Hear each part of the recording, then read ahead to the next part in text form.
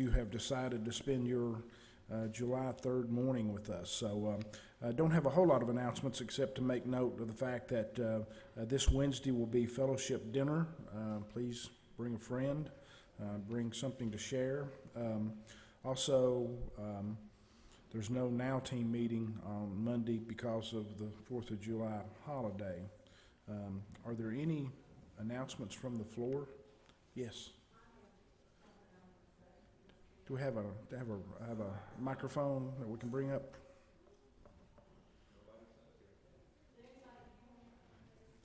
Yeah, come on.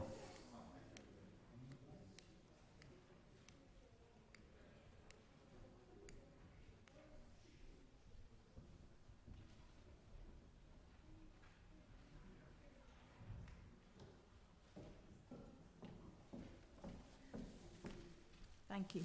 This is exactly what it looks like. It's a plea for money.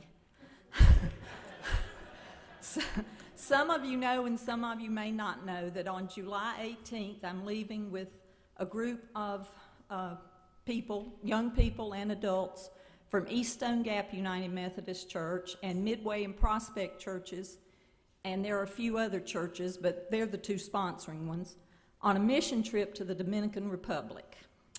And I need to raise a little bit of money so we can finish purchasing our medical supplies and our Bible school supplies. So one of the fundraisers that they're doing is, I'll be glad to take any kind of donation, but we have these little containers with little mini M&Ms in them.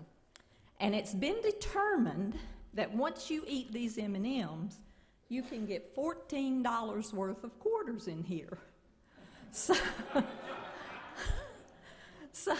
if you would like to have, I only have 6, so don't rush me, but if you would like to have one of these little containers and either eat the M&Ms or give them away and then fill it with quarters, or you can roll up a check, or you can roll up $14 and stick it in there and bring it back to me next Sunday. I need it by the 17th because on the 17th, the day before we leave, we're going to do our packing party, but I need to buy some supplies before then, so we'll have them to pack.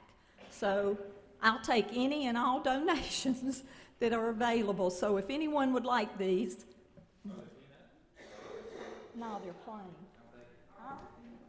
They're plain. I can get more by next Sunday. If you need them, but I would appreciate it, and I would also appreciate you beginning now to start praying for this mission trip. I'm really, as the time gets closer, I'm getting excited about it, even though I haven't been excited about all the inoculations and the stuff I've had to do for it. But I'm excited about going to work with these people. This is a place that Brad has been going to, Brad Stapleton from East Stone Methodist, for about, I think this is the 6th year he will be in this same village. So they look forward to us coming, and they're getting to know some of the people because a lot of them are repeat missionaries. So if you would just begin to lift us in prayer for safe travels and a blessing to the people in the Dominican Republic. Thank you. Thank you, Pat. We have another announcement down here.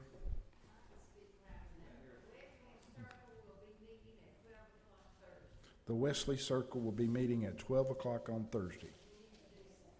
Okay, very good. I have a couple of announcements.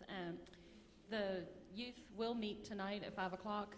If anybody's interested, we're going to talk about seizing the day, a little carpe diem here this evening. If anybody wants to come and join us, it's 5 o'clock. And also, the youth made about $46 yesterday at our bake sale. We still have a couple of bags of cookies out in the fellowship hall. They're $1 a piece. If you're interested in them, there's some chocolate chip and sugar that are left. And thanks to Ashley for making cookies and Debbie Goodman for making cupcakes. But it was a really good day. The farmers market was really, really busy, and we had a really good time. And also, we are still collecting the books and magazines and things like that in the fellowship hall right out there by the quilt. There's a lot there, and we could use a lot because there are thousands of people that show up at RAM.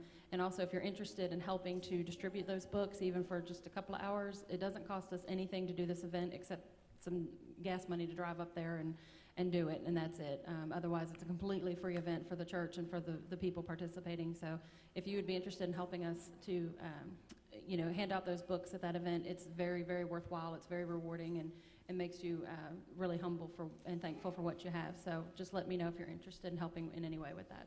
Thank you. Any other? As you know, if you read the local newspaper and see the TV regularly, this week is the opening of Trail of Lonesome Pine, 53rd consecutive year, and we have a lot of issues still going on today. Hopefully, if the Lord's willing, the person has figured out our light situation, and we will have lights and sound. And I'll be playing, as the roofie is Bad Roof, I will be Bad Roof. And Jack's still working on things. Still having a lot of injuries. Greg Callan, who was playing Bad Roof, got injured this past week, so now I'm stepping up to take Bad Roof over. And also got contacted in 2 weeks. I'll be flying to Dallas for an education conference for that week, so keep me in your prayers. Thanks, Paul.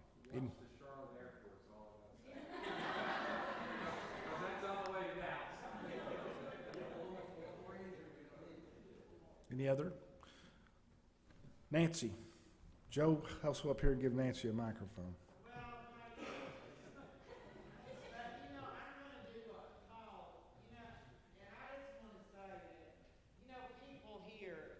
The drama was a Barbara Polly thing, and I think as a church and stuff, and they're doing a lot this year in honor of Barbara, and I just would like for all of us just to take note that if you get a chance to go, if you get a chance to do anything, I think we need to do that in honor of Barbara. I mean, come on, people, this church was her life too, with that drama, and I think anything that we can do to honor her and be a part of something and celebrate her life in that way, what would make her happier than to know that the people, support and do that for the drama and for this church. So I'm off my back. Thank you, Nancy.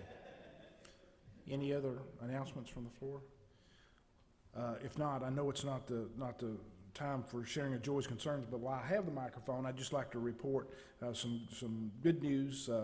Those of you who received, I think the recording that my brother Cliff was having some serious health issues. He was the short story is that he had embarked on a 3-week Alaska cruise and railroad extravaganza, and I'm not sure what else was included, but about a week into it, he had developed some type of an infection. Actually, it was from some type of an injury he actually took with him, so he didn't get an infection on the ship, but it did become worse when he was not under direct doctor's care, and ended up being having to somehow made it to shore, was airlifted out of Juneau back to Seattle overnight on Monday night.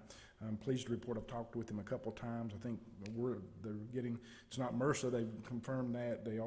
He is improving from the infection, and he did fall and hit his head, but there was no brain bleed or anything as that was out. So he's still in Seattle. His wife flew home a couple days ago, but he's expecting to come home on Tuesday, I understand. So anyway, so thank all of you who have prayed for my brother and pray for his continued recovery from his infection. Thank you.